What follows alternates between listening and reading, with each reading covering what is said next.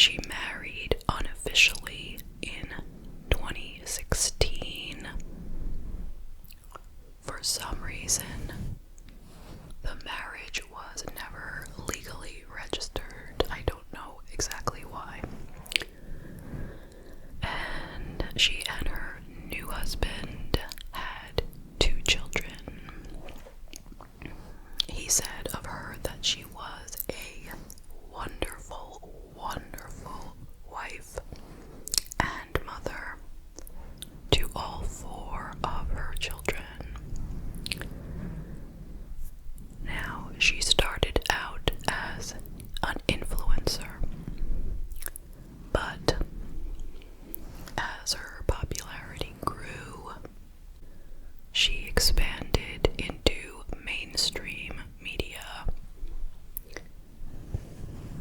She was known as a fashion icon, and it was said that she was able to mix and match pieces in ways that made her a trend setter.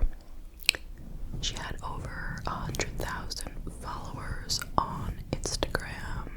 She also regularly attended Paris Fashion Week and had been featured in magazines such as Elle, Harper's Bazaar, and Vogue.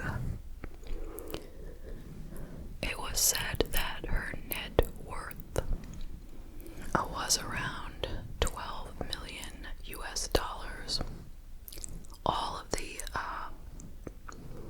monies that I'm going to discuss tonight, I have converted into US dollars. Okay, so they are really Hong Kong dollars, but I have converted them. Okay,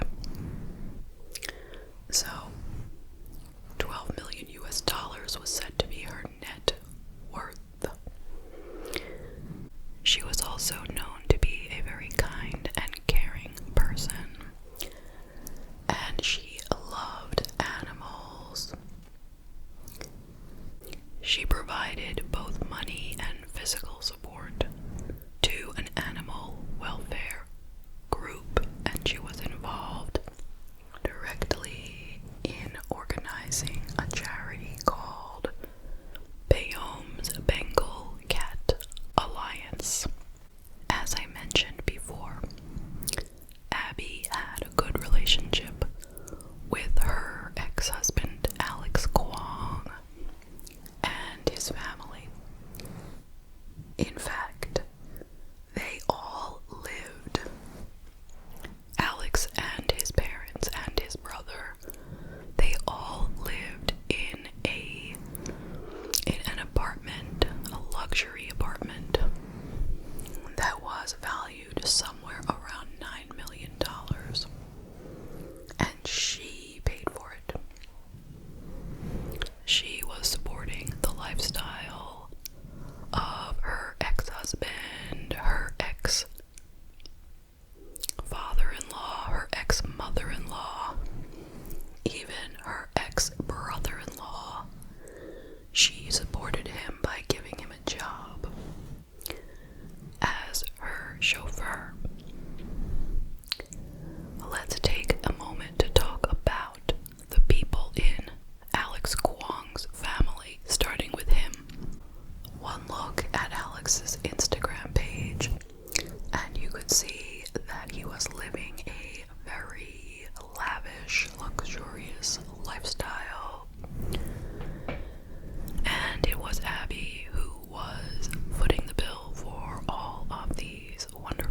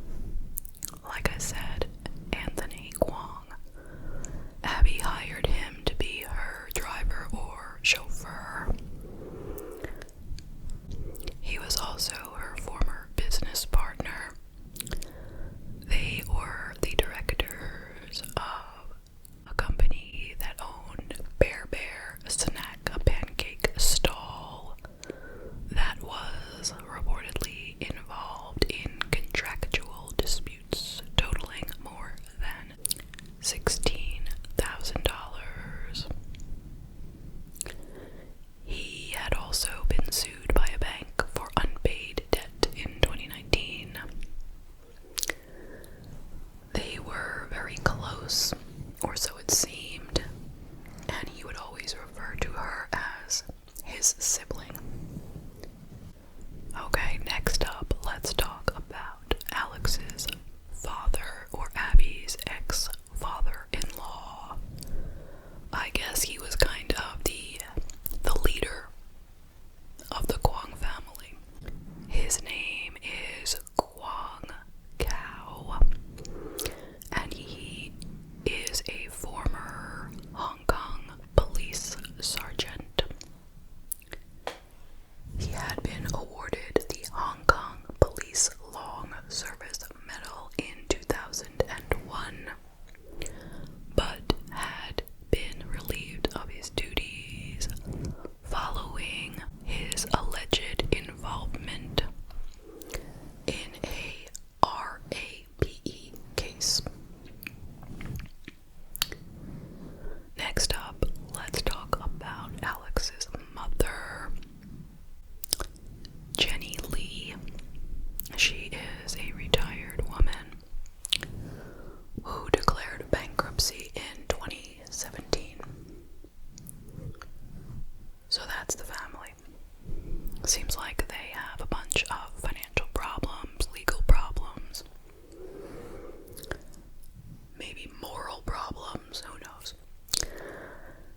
So recently, Abby had decided that she wanted to sell that fancy apartment that they were all living in. And she said she was going to get them something else. Something nice, but I guess probably not as expensive. And the father, Kwong Kao, or her ex-father-in-law, he was not happy with this. He argued with her and he did not agree with this idea at all. He wanted them to stay in this wonderful apartment. Okay. Now let's move up to February 21st, 2023. Abby was supposed to go pick up her daughter, one of her children, from school that day. And supposedly, her driver, Anthony Kwong, her ex-brother-in-law, came to her house and picked her up. Supposedly, they then headed out to pick up Abby's daughter, but she didn't show up. Nobody came to pick up this daughter, and obviously it was very unusual for Abby to just leave her daughter at school like that when she was supposed to pick her up. That was not something that Abby would do. And nobody could find her, nobody could get in touch with her. So the police started an investigation the next morning. They tried to contact Alex Kwong, her ex-husband, but he was nowhere to be found as well. And they went and spoke to the last person who would have seen her chauffeur, but they weren't getting any information that was useful from him. So, lo and behold, they did a lot of digging and a lot of good investigating, and it didn't take them long to find a house in a rural section right outside of where Abby lived. So it was a house that had a first-level apartment that had been rented under the name of Kwong Kao, the ex-father-in-law. He had rented the first level of this house in a rural area. Okay. So it was the 24th of February. That was a Friday, just 3 days after she went missing. And, well, what they found there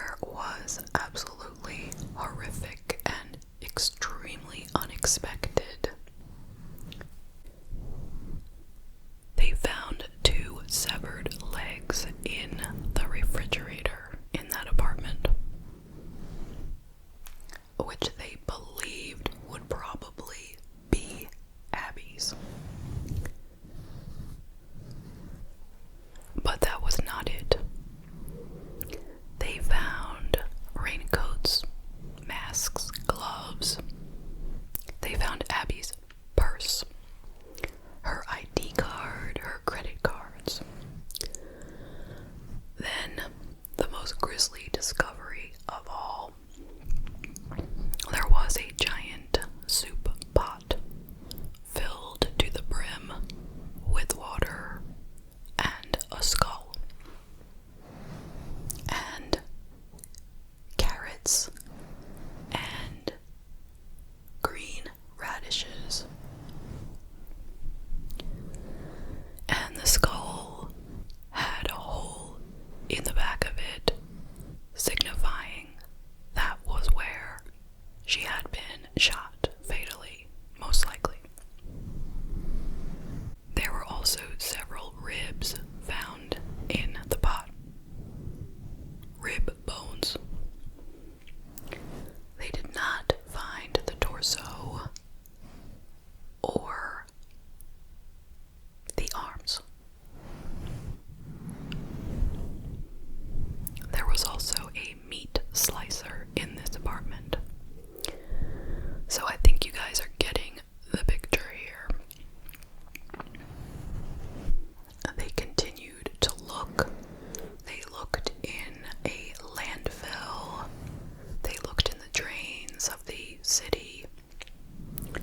They looked in a certain cemetery. At the point when I am filming this, they had not found the rest of her. That may change, I don't know. But anyway, then they found another apartment had been rented.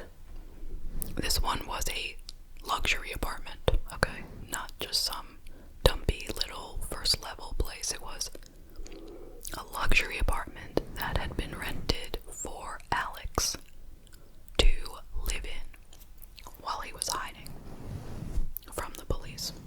But anyway, he was not in there when they found the apartment. These apartments were registered under their own names, you know, so it wasn't hard to find. Meanwhile, they found on the 25th, Saturday the 25th of February, they located Alex.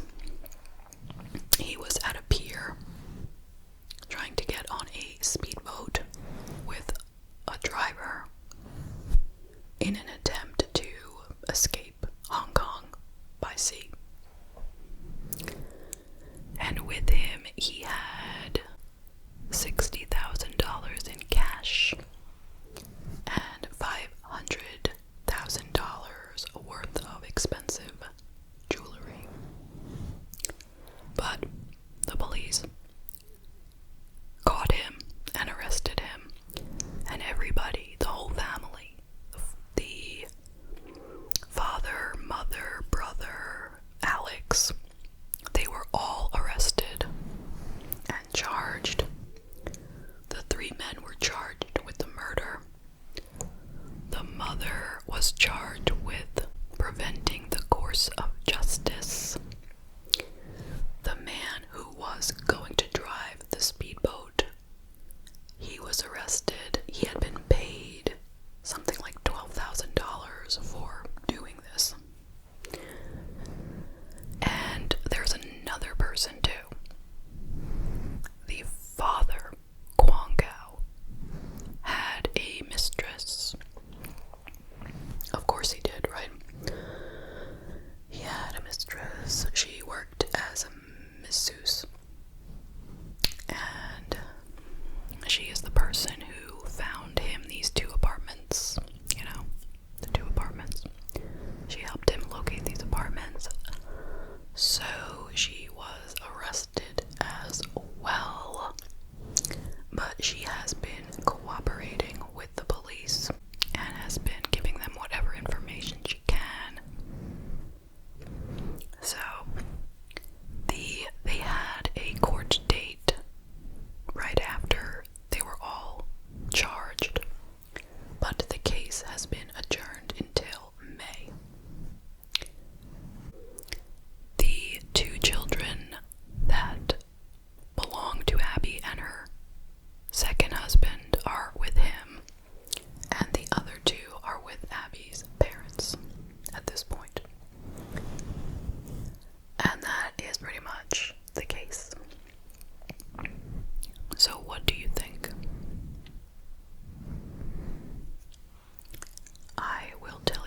some of my thoughts.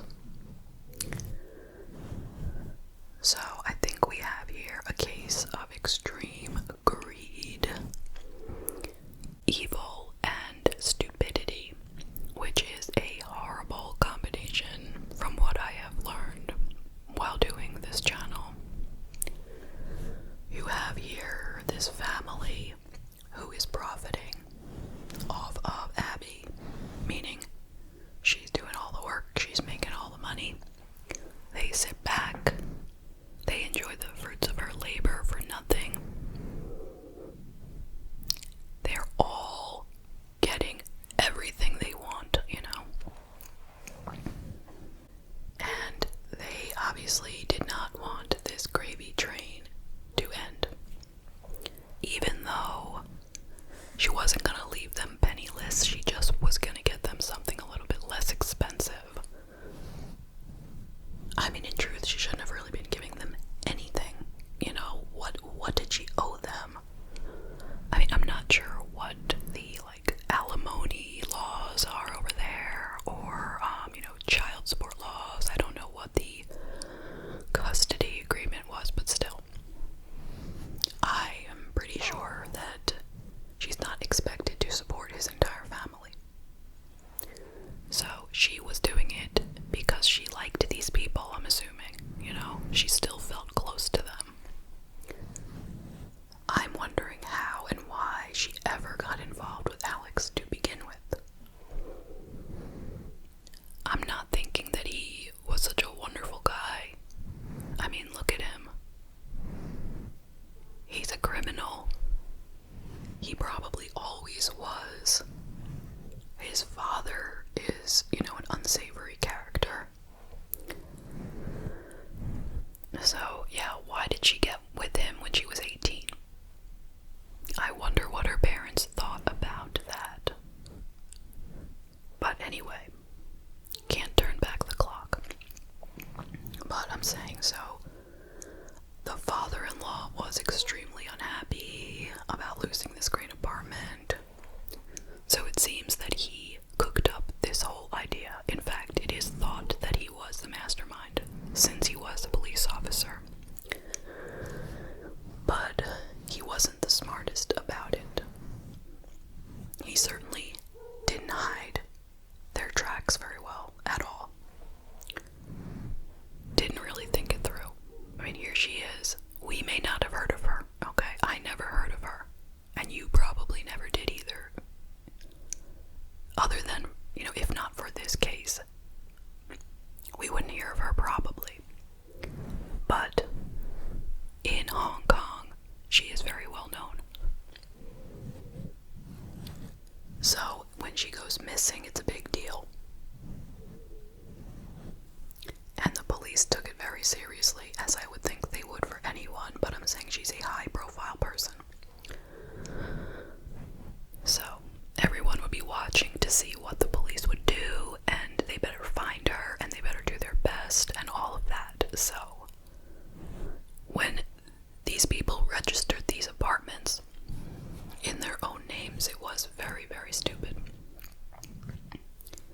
And so it looks like the ex-father-in-law was thinking, okay, we will make her go away, we'll make her completely disappear. Nobody will ever find her.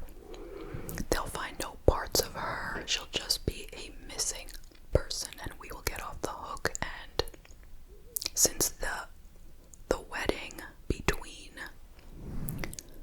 Abby and her second husband was not official, the money would go right to the children, right?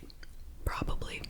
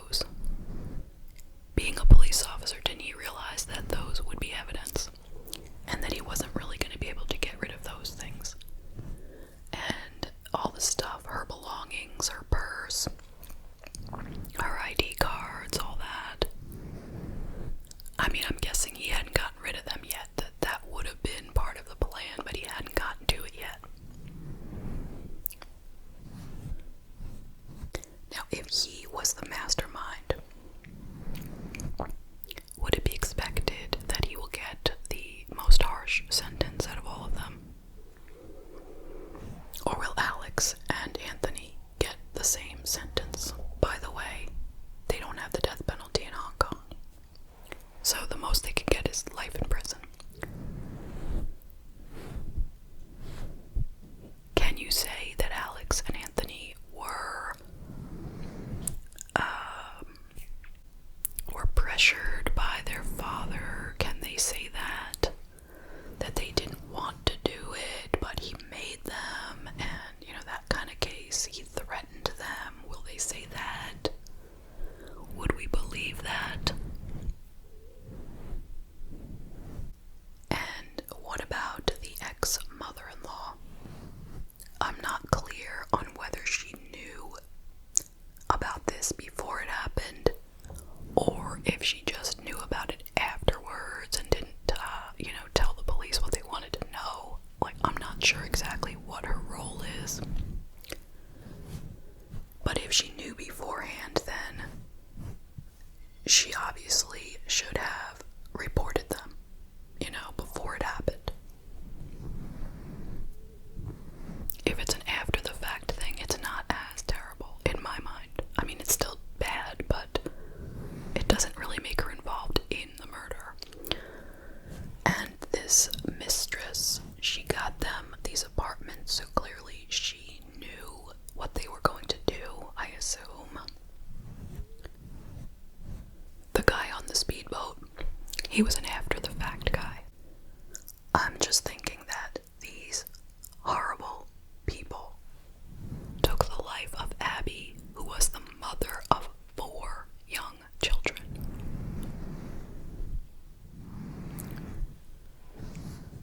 And they've destroyed their own lives in the process. Did they truly think they were going to get away with this whole mess?